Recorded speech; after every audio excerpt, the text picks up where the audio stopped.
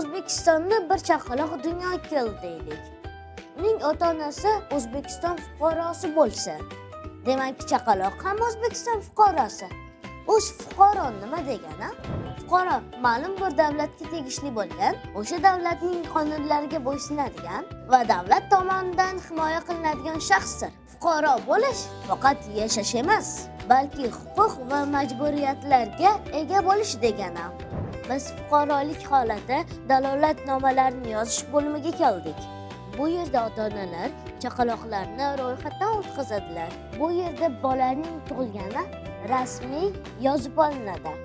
Unga ism sharif beriladi va eng muhim hujjat tug'ilganlik haqida guvohnoma topshiriladi. Har bir bola ism tanlash huquqiga ega. U huquqni ota-onasi amalga oshiradi. Menga ota-onam Sirojiddin deb ism qo'yishgan. Sizlarga yoqadimi ismim? Tug'ilganlik haqida guvohnoma nima uchun kerak? Bog'cha va maktabga joylashish uchun, tibbiy muassasalardan foydalanish uchun, pasport ID karta olish uchun va boshqa hujjatlarni rasmiylashtirish uchun guvohnoma kerak bo'ladi.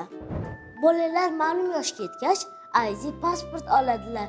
Shu jumlada men ham ID pasportni ichki ishlar organlaridan yoki davlat xizmatlari markazlaridan olish mumkin. Agar fuqaroda ID pasport bo'lsa, u davlat tomonidan tan olinadi, uning huquqlari himoya qilinadi va u qonun oldida boshqalar bilan teng hisoblanadi.